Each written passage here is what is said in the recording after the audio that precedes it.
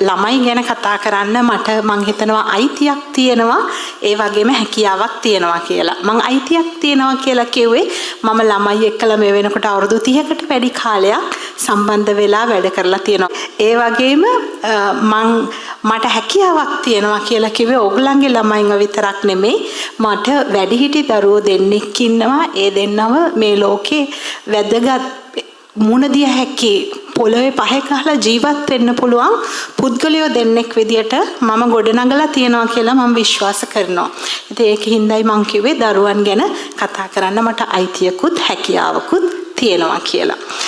දරුවන්ගේ ජීවිතේ අපි හිතුවොත් හරියට ඒක ගංගාවක් වගේ. ඒක ගලාගෙන යනවා. ඕගොල්ලෝ උදව් කරත් නැතත් ඒක ගලාගෙන යනවා.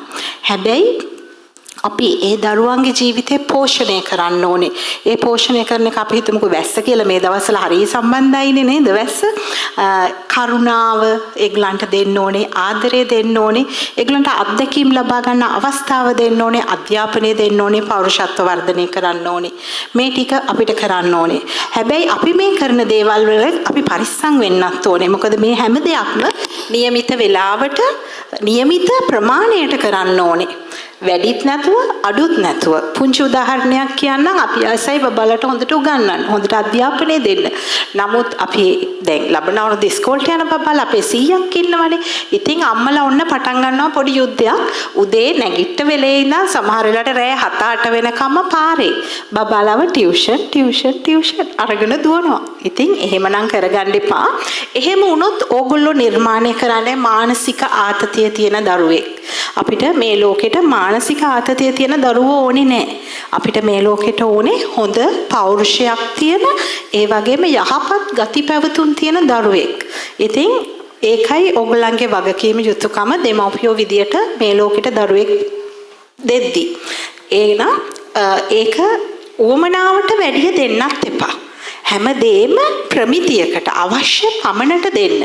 ආදරේ කරුණාව උවමනාවට වැඩිය දුන්නොත් මොකද වෙන්නේ? අපි බබාලා ඉල්ලන හැමදේම දෙනවා නේ. අපි කියන්නේ ස්පොයිල් කරනවා කියලා. එයාට ඕන කියන හැමදේම දෙනවා.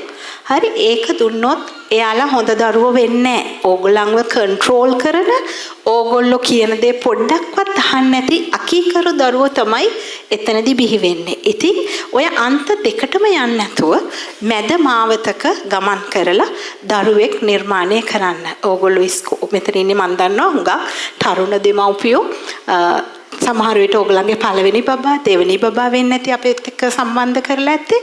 ඉතින් දැන් අපිට පැකේජ් එකක් හම්බෙන්නේ නැහැ නේද? අපිට බබාත් එක්කලා පැකේජ් එකක් හම්බෙන්නේ නැහැ මේ විදියට හදන්න මේ විදියට කරන්න.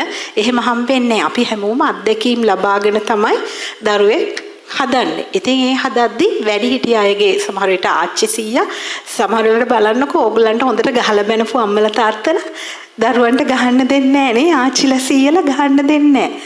ඉතින් ඒගොල්ලොන්ගෙන් අවවාද අනුශාසනා ගන්න සමහර විට ඒගොල්ලෝ වරද්දලා ඇති සමහර තැන්වල ඒක ඒගොල්ලෝ හදා ගන්නවා ඇති. ඉතින් මේ වගේ දන්න කියන අයගෙන් හොඳට දැනගෙන නිවැරදි මාර්ගයේ දරුවෝ ගෙනියන්න. මෙහි ලංකාවේ දරුවෝ දැක්කහම හරි පව් කියලා හිතෙනවා සමහරක් වෙලාවට. මොකද ඒ ළමයි මැෂින් කරලා තියෙන්නේ. අපිට මැෂින් ඕනේ නැහැ. නේද? අපිට මැෂින් හදන්න පුළුවන් මිනිස්සුයි ඕනේ. එහෙනම් ඒගොල්ලන්ව මැෂින් කරන්න එපා. ඒගොල්ලන්ට හිතන්න පුළුවන් මානසික මට්ටමක් ගොඩනගා ගන්න උදව් කරන්න. ඒගොල්ලන්ව නිර්මාණය වෙන්න උදව් කරන්න. අපි දැන් ගඟක් ගලද්දී ඕගොල්ලෝ දන්නවනේ ජීවිතේ ළමෙක්ගේ ගල්ලන් කිව්වා මං ගඟක් වගේ කියලා අපි බැරියර් දානවනේ. දැන් කොත්මලේ වේල්ල හදලා තියෙනවා. ඒකෙන් ප්‍රයෝජනයක් තියෙනවනේ. ඒ වගේ ප්‍රයෝජනවත් දේවල් වලට විතරක් වේලි බඳින්න. හැම දෙයකම එපා කියන්න ගියොත් දරුවෝ කියන දේ අහන්නේ නැහැ. අවශ්‍ය තැනදී ශක්තිමත්ව එපා කියන්න. අම්මා එපා කියද්දි තාත්තා හා කියන්නවත් තාත්තා හා කියද්දි අම්මා එපා කියන්නවත් නෙමෙයි.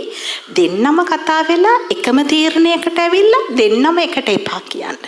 එතකොට දරුවෝ දන්නවා එපා කියන්නේ එපා කියන එක. ඒ වගේ බැරියර්ස් දාන්න ඕන තැන්වල දරුවන්ට දාන්න.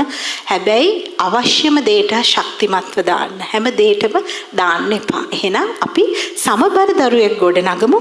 අද සහභාගී වෙච්ච හැමෝටම ස්තුතියි.